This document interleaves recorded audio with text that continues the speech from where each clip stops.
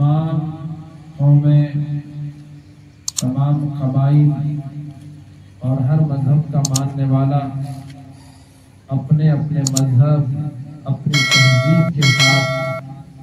पूरी इज्जत और सरफुरुई के साथ इस मुल्क में गुजर बसर कर सकता है और अपने अपने मजहब की तबलीग व इशाअत भी कर सकता है। हमारा आईन दुनिया का सबसे बेहतरीन आईन है। हमारे मुल्क भारत का कानून दुनिया के मुल्कों का बेहतरीन कानून है। इसमें B.R. अम्बेडकर साहब की सदारत में जो कमेटी बनी थी, इस कानून को बनाने के लिए उसमें मुसलमान उलमा और रहबर भी शामिल थे। उन लोगों ने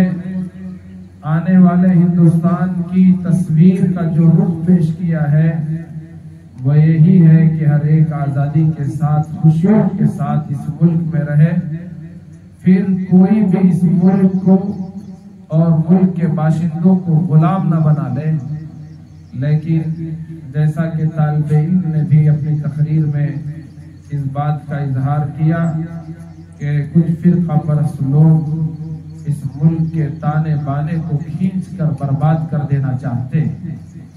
लेकिन हम मुसलमान कौम हैं, बहैसियत मुसलमान हम अपने मजहब की आज़ादी में किसी के सामने झुक नहीं सकते और किसी से हमें भीख मांगने की जरूरत भी नहीं है और दूसरों के आगे सर निगू होने की भी चंदा जरूरत नहीं है। इसलिए मुसलमानों को चाहिए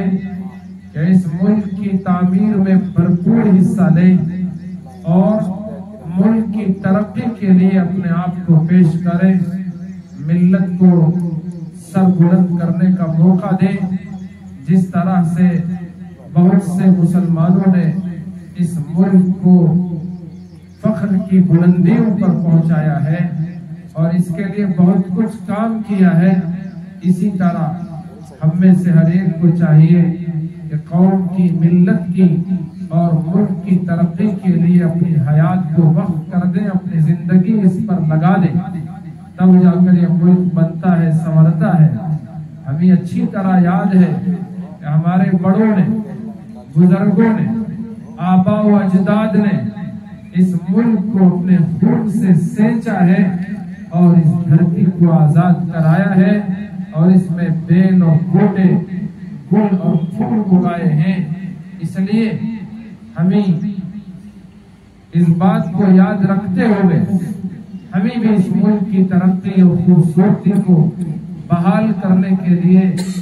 माल से, जान से, वक्त से जिस चीज का तकाजा और जरूरत हो उसका इस्तेमाल करके हम इस मुल्क को और बुलंदियों पर पहुंचाना है। बहरहाल आज ये जमहूरिया का ये जश्न आप सबको मुबारक हो, मुल्क के तमाम अवाम को, बाशिंदों को मुबारक हो। अल्लाह तबारक व तआला इस मुल्क की हिफाजत करे और मुल्क में रहने वाले तमाम लोगों की, तमाम कौमों की, तमाम कबाइल और ट्राइब्स की, अमीर और गरीब की, हर एक की अल्लाह तबारक व तआला भरपूर हिफाजत करे,